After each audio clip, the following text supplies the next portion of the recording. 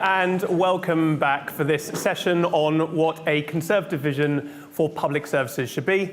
My name's Nick Davies and I'm a Programme Director here at the Institute.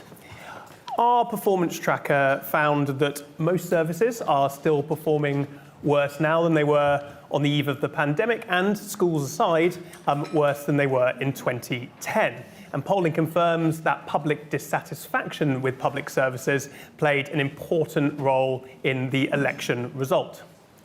Kemi Badenoch and the new Conservative frontbench have a lot of work to do to win back trust, but there's going to be no shortage of issues for them to get their teeth stuck into. While Labour used its first budget to put substantial additional funds into the NHS, local government, schools and the criminal justice system, major improvements are unlikely in the short term, and the government has left itself with a lot of difficult decisions to make in the spending review and beyond. Badenoch deliberately did not set out detailed policies in her leadership campaign, preferring a principles-based approach. And that leaves quite a lot of room for new shadow ministers to develop policies and attack lines. So what should the key elements of a distinctive Conservative vision for public services be? How should the Conservative Party balance demands for higher public service spending and lower taxation? And how can the party regain trust for running public services? To discuss those issues and more, I'm delighted to be joined by David Gauke, former Secretary of State for Justice, who is now leading the newly commissioned government review into sentencing. Baroness Nicky Morgan, former Secretary of State for Education and now a non-affiliated peer and chair of the Advertising Standards Authority. And Steve Brine, former chair of the Health and Social Care Committee, a former health minister and now co-host of Prevention is the New Cure podcast. Each of our speakers are going to make opening remarks. I'll then ask a few questions before opening it up to questions from the audience. Reminder, if you are watching online, you can start submitting those questions now. Right, without further ado, I'm going to hand over to David. Well, thanks, Nick, and very good to be with you today. I think this is a very worthwhile conversation to be had because, as Nick has mentioned, one of the causes of the Conservatives' pretty catastrophic defeat in July was a sense that nothing really worked in terms of public services, and that the Conservatives didn't really seem to care that much about it. And that is very often a vulnerability for the Conservative Party, but certainly if it's going to recover power at the next election or subsequently, it is going to have to right that impression. It's going to have to convey to the public a sense that public services matter to them and that the Conservatives can be trusted with them. I think that was something that David Cameron very successfully focused on after 2005. And by the time we got to the 2010 general election, there was quite a strong agenda on public services reform. You don't necessarily have to agree with it, but it was undoubtedly there. It was seen as a priority. It was talked about a great deal, even though at the same time there was much talk about cutting spending and austerity, etc. But that emphasis on public services was there then and hasn't really been part of the Conservative message for a long time. I would argue probably from 2016 onwards. There was obviously considerable distraction from the period after 2016. I think after 2019 and 2020, once Brexit was behind us, Boris Johnson certainly made a lot of talk about extra resources, but there was very little by way of delivery. COVID itself did cause very great challenges for public services, but the Conservatives never really managed to land that argument successfully. I think there's two aspects to this in terms of what Conservatives need to do, looking at the political challenge. One is to have an agenda to really demonstrate they care for it. The other is about resources. I don't think Conservatives have to accept that everything is about resources, that the more you put in, automatically the more you get out. But there is some link here, there is some point there, and if the Conservatives try to fight an next general election on promising tax cuts that look undeliverable and that can only be paid for by wreaking havoc on public services, I think they'll pay a price. I think they have to get that balance right. But what can Conservatives say in terms of a reform agenda?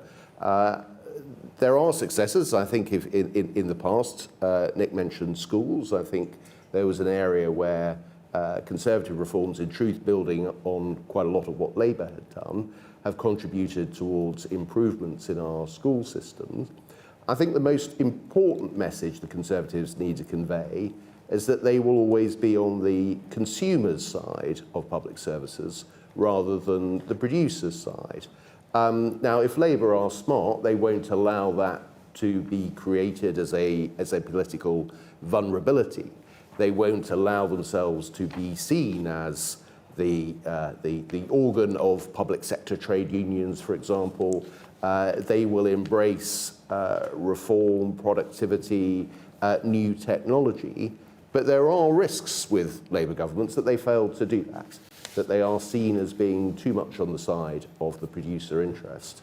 And the Conservatives have got to focus on doing the right thing by themselves. They can't control what a Labour government does, but they absolutely have to be ready with an agenda of reform. I think technology is going to have to play a very large part of that. When you listen to think tanks like, for example, the Tony Blair Institute, argue that there are huge savings to be made in delivering public services through the use of technology. I think they're right.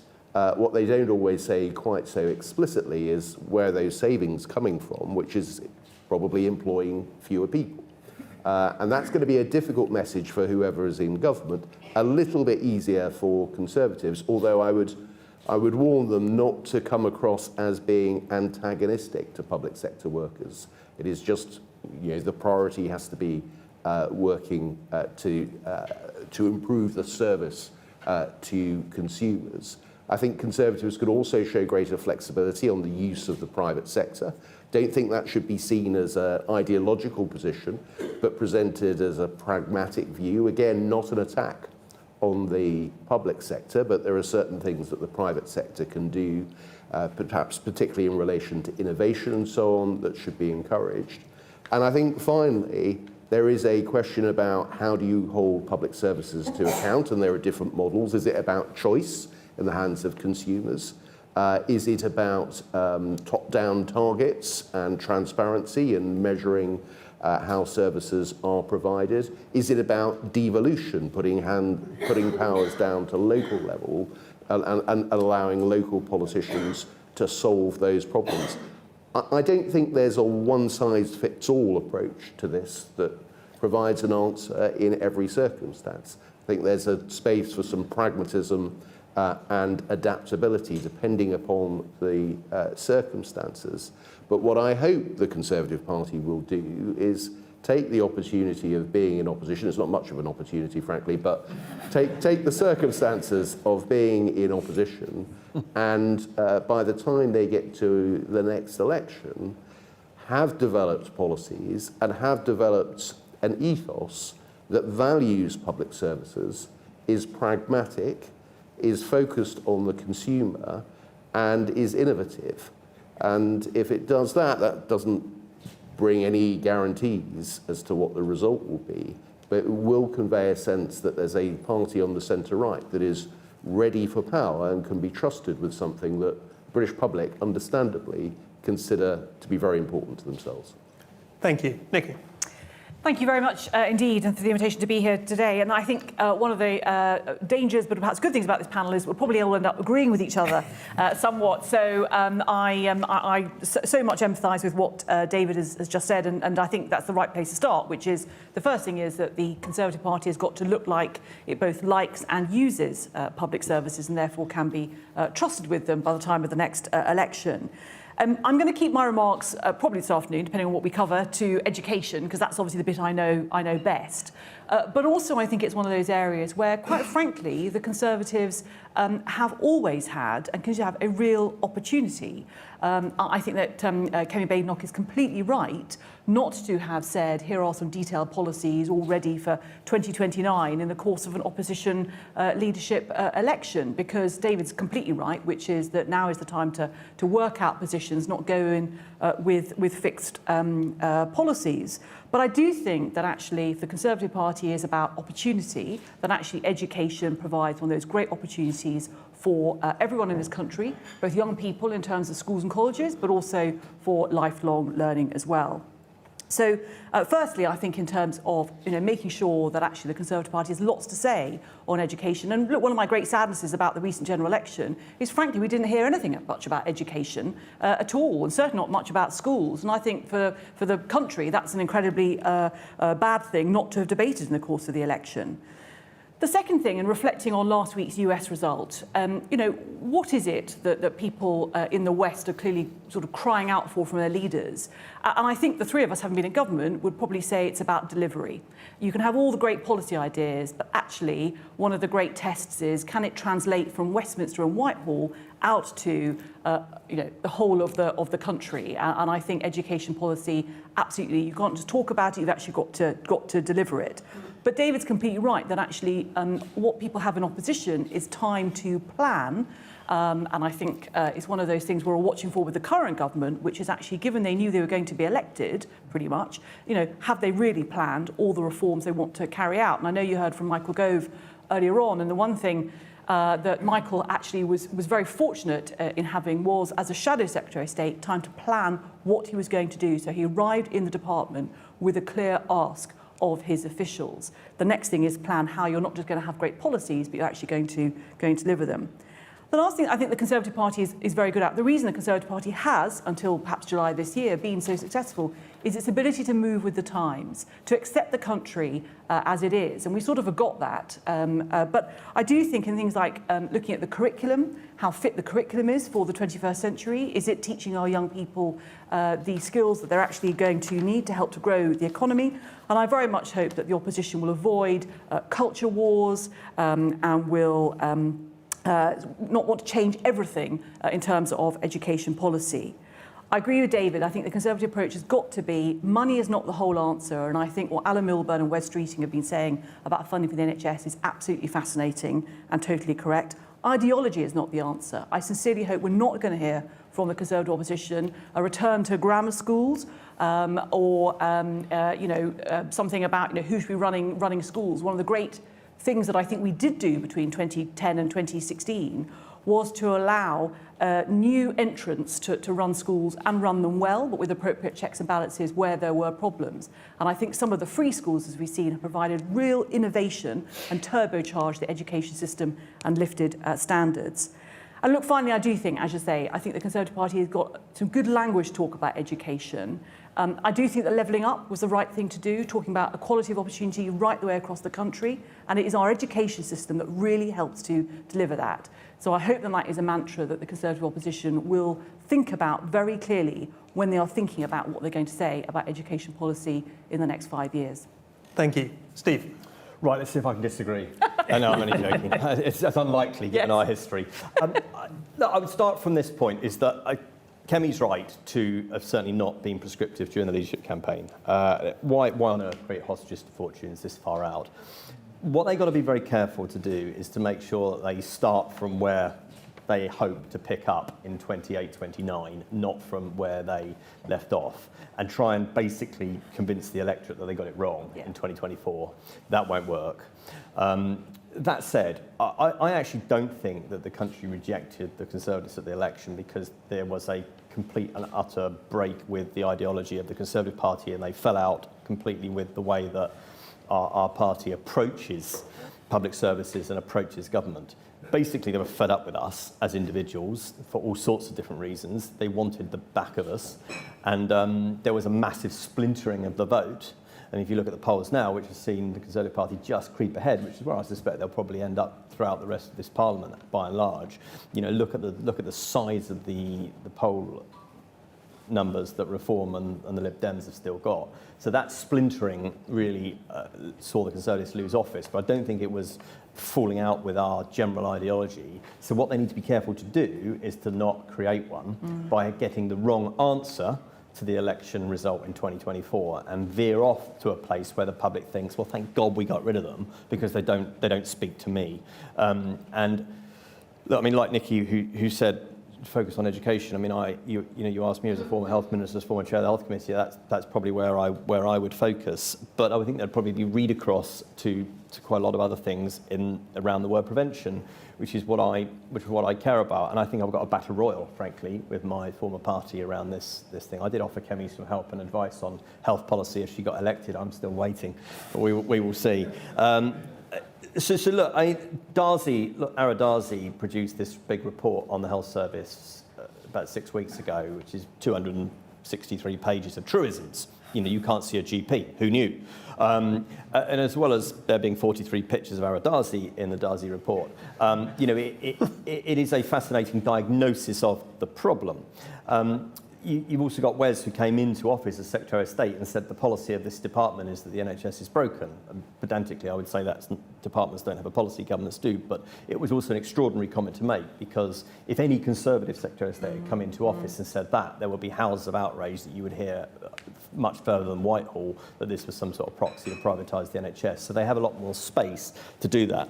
But the argument that Darzi and Wes, and that when he talks about, what we don't want to do is end up in a situation where we have a health service with a country attached to it, which is a slightly silly thing to say, but I know what he means, and I rate Wes as a politician, and I rate him as a person. I don't know how I rate him as a Secretary of State. Remains to be seen. But the thread that runs through that is that the health service as it stands is completely unsustainable on its current trajectory. You can increase the budget. We now have over 214 billion pounds. And 191 billion of that is ring-fenced to NHS England, so it's heavily weighted in favour of the acute sector.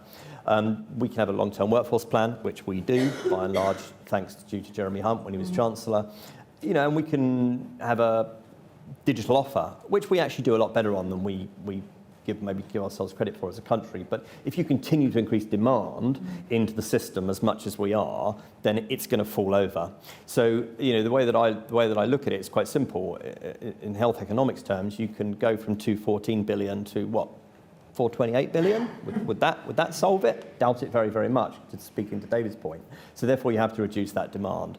And the way to do that is surely to make sure that we are a healthier population, and Darzi speaks a lot about that. Now that requires some incredibly difficult trade-offs, and that requires the Conservative Party to be brave about doing that. And the thesis that I would make around this is that if you believe that a big state is what you want, well then vote Labour. They are a statist left-wing government. If you believe that you want a smaller state, and I think the country probably can be convinced of that argument, and the Conservative Party being the vehicle there for that, then you can't believe in a bigger and bigger and bigger health service that's just picking up on state failure in our health failures. If you believe in a smaller prison estate, then you can't believe in just locking more and more people up, because prison is the ultimate, I would say, symptom of state failure. And therefore there is a very conservative argument to a smaller state that then has a read across to the key public services. And vocalising that and finding a way to articulate that is the big challenge. And obviously in education as well, we have the number of children either needing an EHCP or who would like to have one, or who have one, just rising and rising and rising. Now, wouldn't it surely be better to get in there at that early years, declare an interest, married to an early years worker? But wouldn't it be better to get in there earlier and prevent some of that behaviour and prevent some of those conditions early on? Because again, that produces you a more successful, healthier, in the wider sense, the word state. And I would suggest that is a Conservative with a small c message that the country might be responsive to, depending on the messenger. And I'll end on that, Nick, is that, I said during the election campaign, obviously we know by Christmas who the new Conservative leader is. We will know by Christmas who that Conservative leader is talking to. If they make the wrong outcome from the election result and they turn inwards and talk to themselves, then this will be the ultimate academic conversation would be my guess. It is Labour's election to win next time, unquestionably. They have all the cards in their favour and they should get re-elected. But politics is volatile. Look at those Reform and Lib Dem figures. That means that there's a lot of votes up for grabs, and Reform will be going after Labour in a big way if they don't deliver on public service reform. And the reason why I bang on about the health service so much is that if you talk to John Ashworth, who I rate a lot, and it's a shame that he didn't make it at the election, John would say that the reasons that Labour won is that they wanted back of us. Okay, well, first night, election night, tick. The cost of living crisis and the NHS. So the road to re-election for the Labour Party runs directly through the middle of those three letters. And if they don't show tangible progress on those, access to general practice, elective recovery, which is where maybe we'll come in questions to talk about the use of the private sector that Dave mentioned, and access to NHS dentists, then they've got a real problem. Regardless of how big their majority is now, they've got a lot of Labour MPs with very small majorities. There is an opportunity for Kemi and her team, but they have to take it and they have to choose the language and the narrative to be in any way position where they could catch the ball if it came loose at the scrum, as someone I've forgotten once said. David, I want to come to you on that small state point. Mm-hmm. I don't want to prejudge the findings of your review, but as someone who might shortly become a messenger for a potentially unpopular argument about how to shrink the size of the state through policy reforms in criminal justice, to what extent do you think the public and Conservative members of Parliament and members of the party are comfortable with those arguments that policies that could previously be described as soft on crime or nanny state are actually necessary to reduce the future size of the state? Well, I think the reality is that there are conflicting desires within Conservative thinking. There will be people who will make the call for a smaller state, but be content with the fact that our prison population has doubled since more than doubled since Margaret Thatcher was Prime Minister. There will be people who will want to control spending on the health service, but would be very reluctant to pursue some of the preventative measures that Steve alluded to that could make a difference here. Look, nobody's forced to be consistent and coherent, and that's the sort of political reality. Some of these trade-offs, though, I think do need to be exposed, and if you want to come across as a party that is credible and looks ready for government, I think you do have to wrestle with some of those points. And obviously, I don't want to prejudge what I'm going to say in terms of sentencing policy, but that is a very clear example where I think you can make very persuasive arguments that there are better ways of spending money than we do at the moment to achieve the objective of lowering crime. And at the moment, we have an approach which is very expensive and not particularly effective. And I think any aspiring government has got to be looking for opportunities where they can make that argument and say, we can spend money, we can pursue policies more effectively, more efficiently, that will deliver to the public and also reduce the pressure on the taxpayer. Demography means that there is an inevitability there's going to be real pressures on the taxpayer over the next few years. And to some extent, and this doesn't particularly thrill me, the question is how much is the state likely to grow, not whether or not it is going to grow or whether it's going to shrink. But if we don't spend money wisely, we're going to end up with a much bigger state than certainly I would be comfortable. Nicky, I wanted to pick up on your point on the US elections and the importance of delivery. I would certainly like to believe, working for the IFG, that the answer is just more effective government, and that if you're an effective government, you're going to be re-elected. But a lot of people in the US are saying, well, actually, median incomes did go up. The Biden administration did deliver quite a lot, but that wasn't the story that a lot of voters heard. And so I wonder, kind of aside for delivery, what do you think the story is that the Conservatives need to tell about the Labour government and the story they need to tell about what they would do if they got back into government? Well, I think that Steve and David have captured it very well, which is actually trying to answer the question. I mean, the point about the size of the state, but also I think Steve's point about prevention, which is actually probably tapping into, I think, what the British public generally tend to think. I mean, I think the electorate is always, at least one step ahead of the politicians, and they usually give us the election result that we should have and deserve. And I think that's what happened in July, frankly. It was a bit of a shot across the bows of or more than a shot across the bows, but it was a real shot across the bows of the Conservative Party and the Conservative government. But I also think that if you level with the British public and say things like the truth is, we cannot carry on spending more and more and more on the health service without thinking about prevention, being honest about the fact that we have an ageing population, we have a less healthy population. We also have, in many ways, a more effective health service, which is better about diagnosing things and wants to treat, and drugs are getting more expensive and all of that. And so having that conversation. And so I think, maybe it is Kemi and the Shadow Cabinet and others. Over time, it'll take some time, because at the moment I'm not entirely sure the public or the media or others will want to listen. But there'll come a moment where actually, if she's famous for straight talking, she will say, I'm just going to tell it like it is. And she will find a way of striking a chord with the public that they may not relish, but they know to be true. And if I were her, I would think that could be a USP. But timing of that is everything. You don't want to go too early, but there comes a moment where you think, she should think, I've got to say, and this will strike a chord. On that point of willingness to listen, Steve, one of the big questions that was constantly asked during Ed Miliband's leadership of the Labour Party was the extent to which they should hold their hands up and apologise for the state of public finances in 2010. And some felt they spent too long apologising and not enough time saying this is what we did do. In terms of that timing, and everything that you said was in the Darcy review that was true, to what extent should shadow ministers be out there now going, we hold our hands up, things were not going well, versus saying, actually, look at all the good things we did do?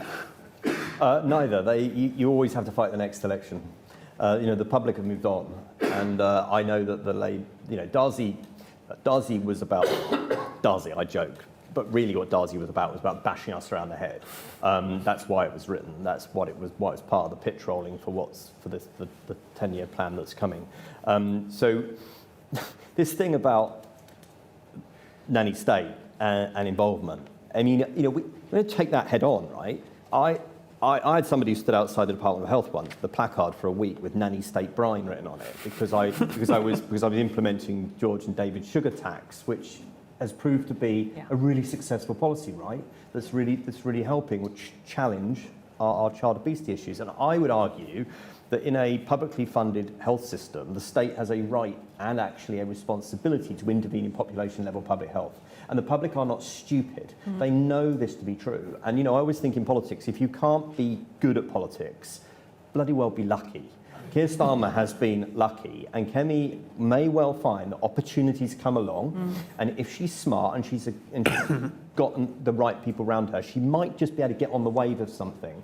And as this parliament goes on, it's incredible how office ages you. I bet that she could quite easily look quite fiery, quite young, quite youthful, and up against Keir Starmer, who will look increasingly old and weary by office. So, I wish her all the luck in the world. She's put herself out there, and there is a centre-right answer to this dilemma of a smaller state, where I think it runs right through the middle of health. If I said to you MAGA, you would know what I mean. If I said to you MAHA, you might not know what I mean. Well, MAHA stands for Make America Healthy Again, which is there is now a right-wing movement led by Robert F. Kennedy, which is the Americans are talking about being an unhealthy nation and turning that super tanker around. Love it. The apple of my eye. Really pleased that that's happening. And there is a route there for Kemi around the smaller state, which the public, who are not daft, exactly as Nicky says, they know what makes sense. Yeah. And I think that there's a small C Conservative message there that can tap into that. Thank you. I'm going to open it up to questions from the audience. Can you please wait until the microphone comes to you, say your name and where you're from. And again, the questions so far today have been excellent. Can we ensure that they continue to be excellent short questions and not long statements? I'm going to come here and then there and there. Thank you. Just a couple of things. First of all, I'm not sure that the analysis about what the electorate said is absolutely accurate, in the sense that I don't think they said we want more money spending on public services. I think what they said is we want public services to work. Yeah. And those two things are not necessarily synonymous. But essentially, I think what electorates are saying all over the world is that life is complicated, and the ability of any government to be able to dictate from the centre how things best work for you is more and more difficult. So I would say, what is the appetite in the Conservative Party to give up command and control? Because although you would try and argue that they are small state compared to Labour, I'm not convinced that that's what's been demonstrated. And command and control seems to be the order of the day. Thank you, and we'll go there. Oh, hello, Andrew Haldenby, Effective Governance Forum, and once an employee of the Conservative Party for my sins a long time ago. This is a sort of, this is my sort of Conservative panel, right? Centrist, reasonable Conservatives. You know, really, to represent modern conservatism, we should probably have, well, yeah, pick your name, but, you know, Suella Braverman, Donald Trump. Do you know what I mean? You know, Sadly, he declined our invitation. Well, indeed. But I mean, this is the fact of the matter. So the question is, how do you think the Conservatives respond to what we might call a new right-wing populism or conservative populism? And the thought I can't even imagine I'm saying is there actually something useful in what conservative populists are saying? You know, if Elon Musk, you know, to quote another controversial figure, if Elon Musk can indeed improve the running of American government and save, you know, double digits out of the running costs as a result, I mean, that's not a bad thing. Okay, and then, yeah, pass along there. Perfect. Greg Rosen, Senior Counsel at Newgate. Setting aside the impact of COVID, which everyone accepts was not the fault of, you know, government and hit hard, I think you mentioned that aside from education, across other public services, the last Conservative government really struggled in terms of quality. What should those, and also setting aside the impact of Brexit, you mentioned the distraction of that, what should ministers have done differently that they didn't do, and why should voters have any confidence that any future Conservative ministers would do those things differently in the future? Excellent. So 3 really good questions there. One on what ministers should have done differently, one on how to respond to populism, and one on whether government or ministers should give up command and control. David, right, okay.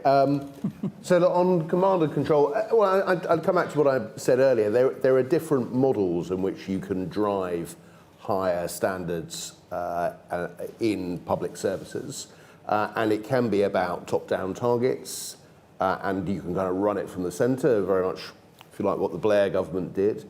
There's also choice, which again was part of what the Blair government did as well, and public services responding to consumers. There is also the devolution agenda, and I think there is very much, I don't know what the precise answer is in every single case, but I think there is definitely a case for looking at devolution of public services to a greater extent and giving up some of those powers from the centre.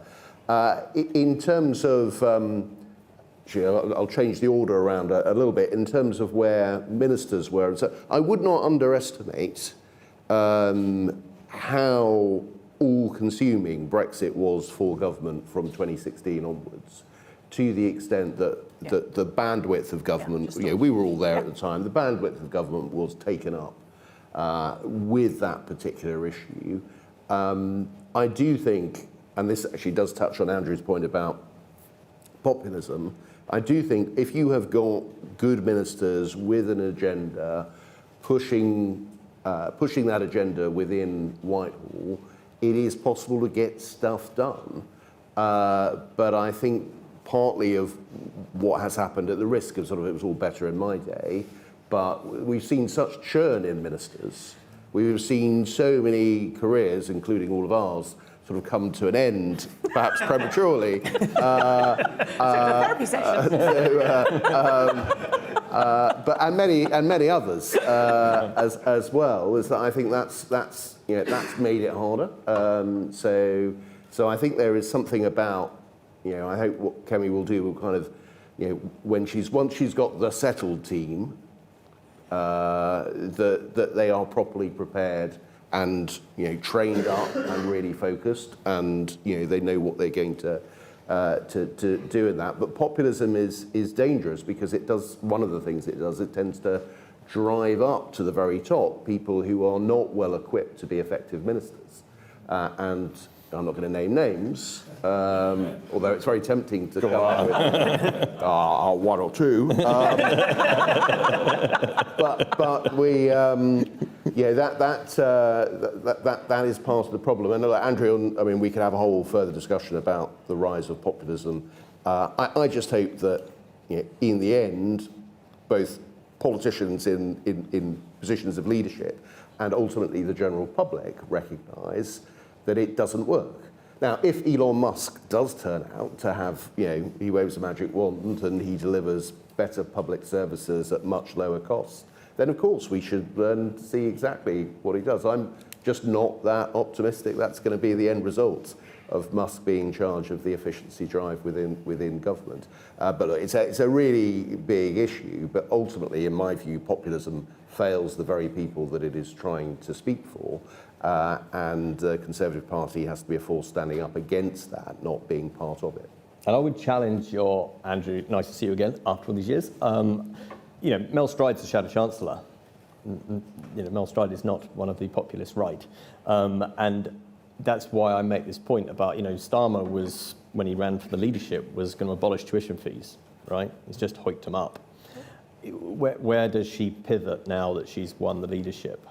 Some of the appointments wouldn't be mine, but she has 121 MPs. Once you've taken off Rishi, the Deputy Speakers herself, it's a relatively limited pool. So Dave's absolutely right.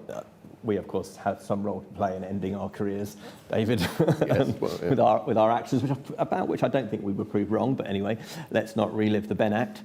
But the fact is that churn after 2016, that chaos in the machinery of government, had a huge problem. Let me just give you one example. I was just talking this morning to Community Pharmacy England, who look after the pharmacy contract in England. And we did a consultation on some big changes to the way that pharmacy is run, the way that medicines are dispensed, something that probably impacts every single person in this room. And you'll know each of you will know people for whom it impacts as well, day-to-day life stuff. We did a consultation in its usual 12 weeks. 2 years later, the government then responded to it badly. This government have just put a massive halt to that around hub and spoke, basically about how we dispense medicines. And why did that get lost down the back of the sofa? Because we had 4 health secretaries in the space of about 18 months. And so, it's little wonder actually that delivery fell down the back of that sofa during that time.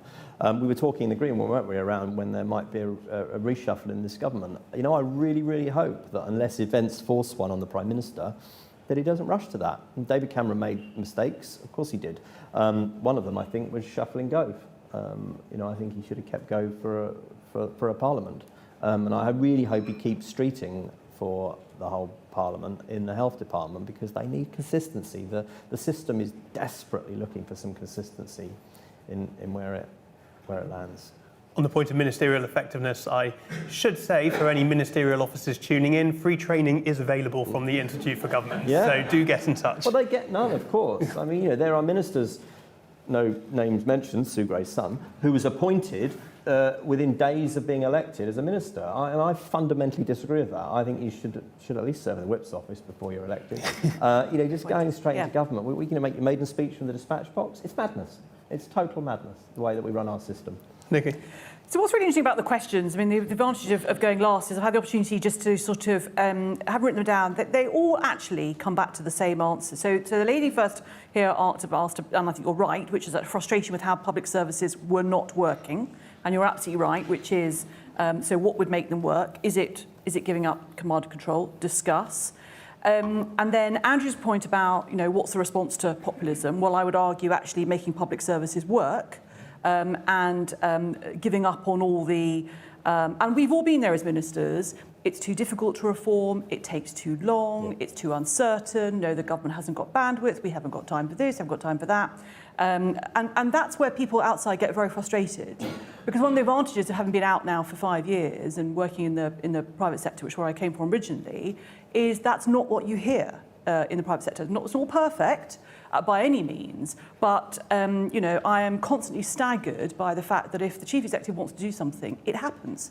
Not there's a consultation, it takes 3 months, and then number 10 might say yes, they might say no, and then Brexit comes along, and then something else, and it doesn't happen. And that's why people are frustrated. And that's frankly what Western democracies have really got to get to grips with. And whatever you think about him, Trump probably won't, but he might do, and Elon Musk might do. And Rachel Reeves apparently is going to stand up on Thursday night at Mansion House and say, how can I get the private sector to help me? So the other mature response of the whole country, including institutes like the IFG and others, would be to say, great, let's actually, we've got a great services sector in this country. Let's not have lots of consultants charging a lot of money, but let's see if we can get some of that expertise in on proper secondments to help to run things.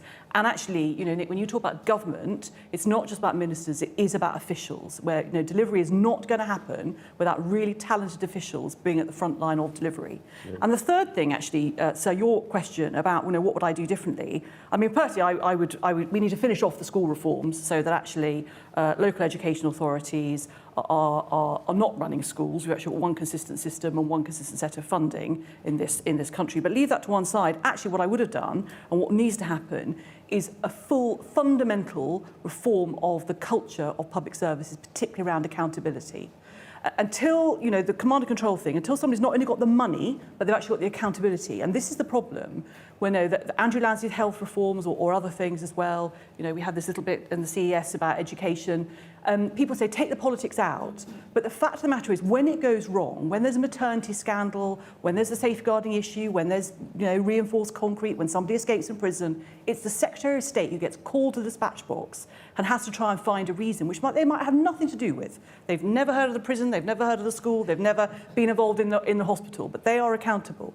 And until you have the chief executive or the academy head or the prison governor who also has to stand there in public as the chief executive of a business has to do, or the chairman of a board, and says, my fault, I got it wrong, I'm going.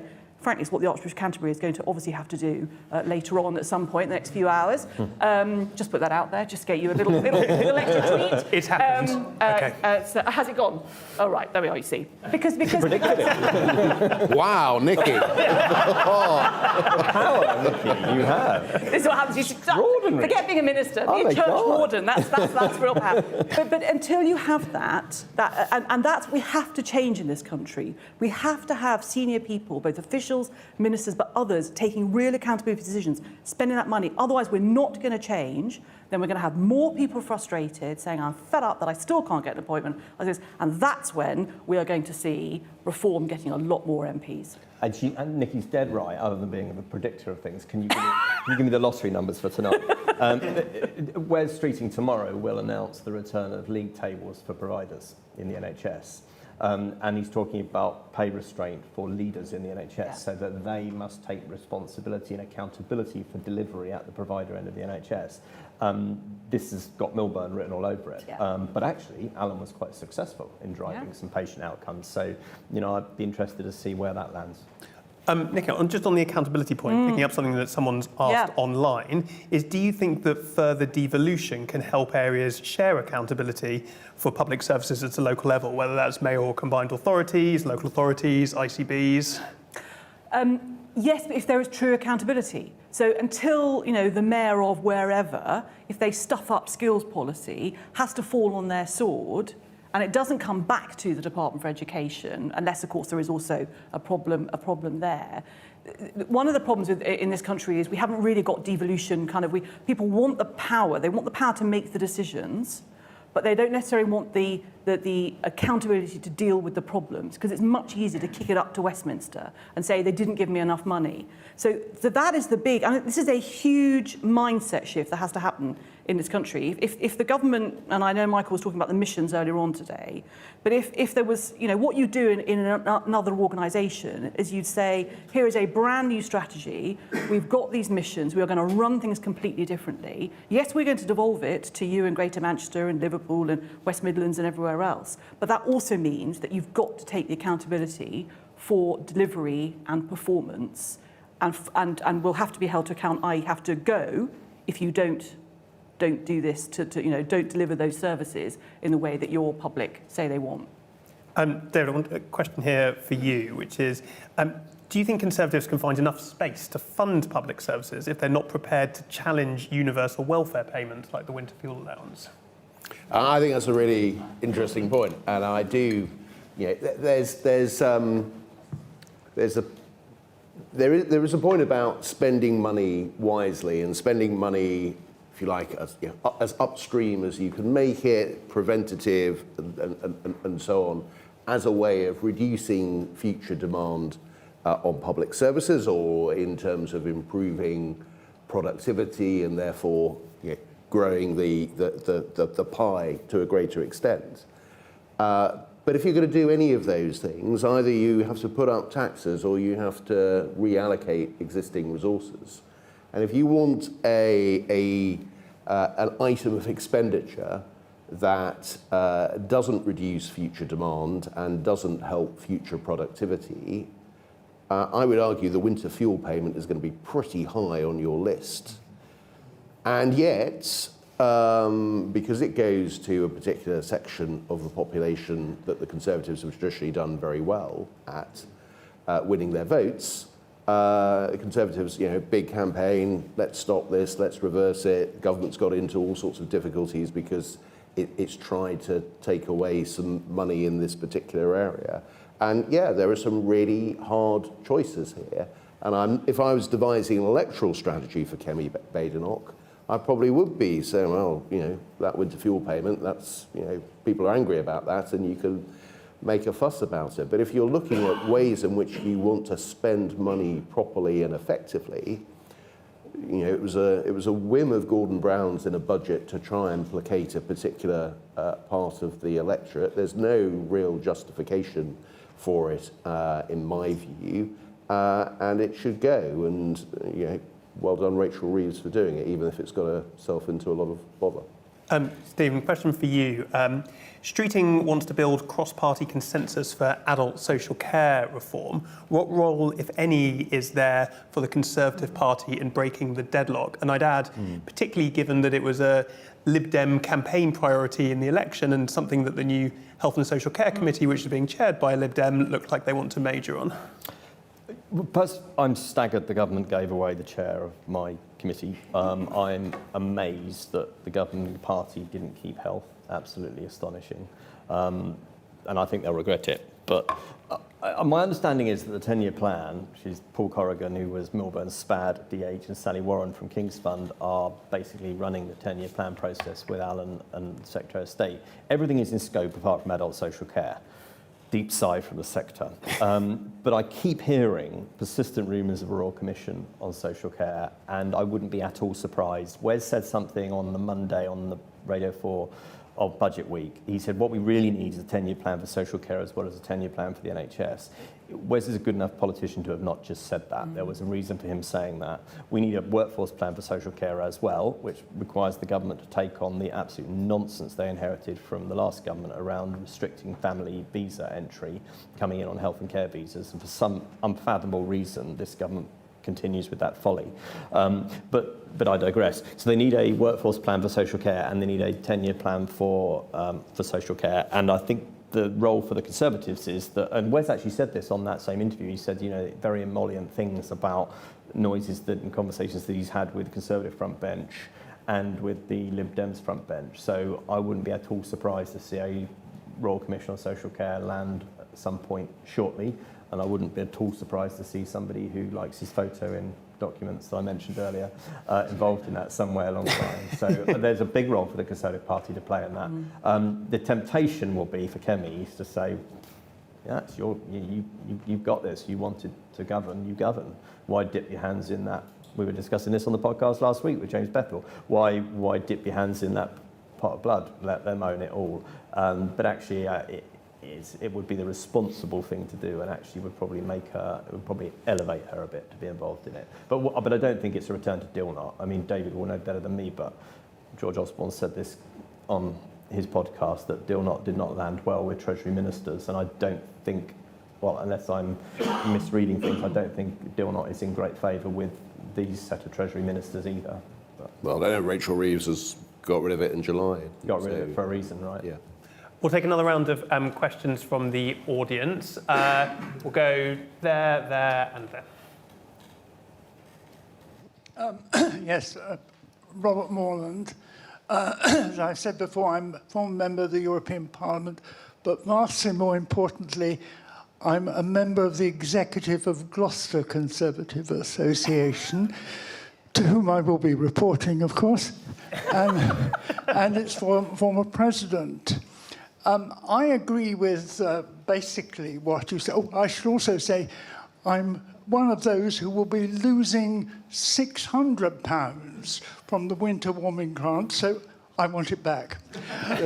But it is to say, and in a way we've covered it, I would have thought what they would be doing at the moment on the front bench of the party is thinking which of the groups, Labour, Liberal, Reform, are the areas we can bring back votes. And to me, the danger is to say Reform, because I think there's a great danger of going for things like... Sorry, I'm conscious of time. Could we bring it to a question? Sorry? I'm conscious of time. Oh, I'm sorry. Well, I leave it at that. Yeah, I think you know what I mean. Thank you. Lady behind. Thank you. Sarah Chater, UCL. One of the things that struck me through the discussions today is the interdependencies across public services, which has kind of come out again and again. So I'm curious in your thoughts on whether we need a more joined-up approach to investment in public services. Does that offer more scope for efficiency and effectiveness? And if so, how do we do it? Great, and then just down here at the front.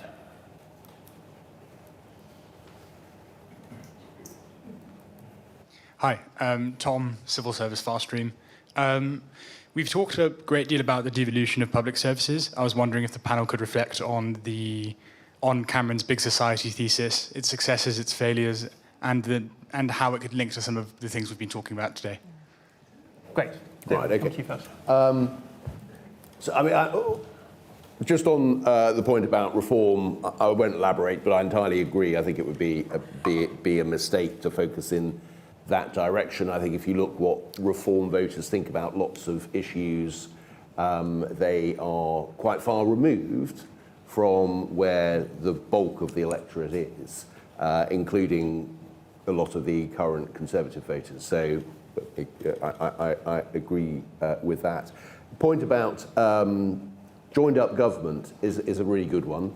I was struck when I was Justice Secretary that so many of the tools, if you like, that you needed to use to reduce reoffending, nearly all of them would lie outside the ministry. So it's partly about education, it's partly about housing, it's partly about welfare, it's partly about health, particularly mental health. None of these were within my remit as Justice Secretary. Other parts of government, very often ministers, would be keen to help, but it wouldn't be their priority. And sometimes you do need to look beyond the departmental silos. That's much easier to say than to do. But missions, government's missions were clearly supposed to be a way in which that's going to be dealt with, but we'll see if that works or not. But I think it's a very good challenge for whoever is in office. And just finally, in terms of the big society point, look, I think there is something about a diversity of supply within delivering public services. I think the big society gets a pretty hard time now, and one looks at it and what is there that is substantially there today as a consequence of that agenda, and it's in truth hard to identify that much. But other than to say there are things that can be done in the voluntary sector that complement public services. I just think we can't. What we can't do is pretend that this is going to solve every single problem, and I think there was more weight placed on that than was reasonable or realistic. Nicky? So, Robert, and answer your first question, who to appeal to, I very much hope that actually, Kemi will be thinking, I'm not going to think about who I'm trying to appeal to voter-wise. I'm actually going to think about what do I stand for and what needs to be done before you get there. We shall wait to see, won't we? But the last two questions are really interesting. In terms of the interdependencies, absolutely right. Lots of interdependencies and a joined-up approach needed. That's why the mission boards, and the current government have some potential.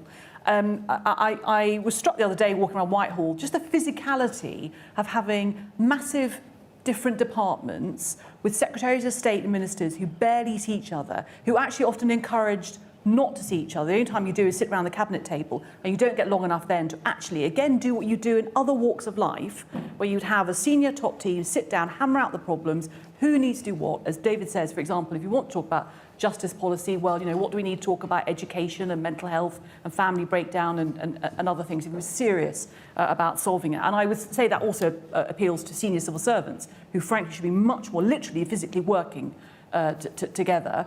The other thing about joint approach, of course, in terms of, we had this debate, didn't we, about, you invest money in schools and skills early on, then hopefully you're upskilling people.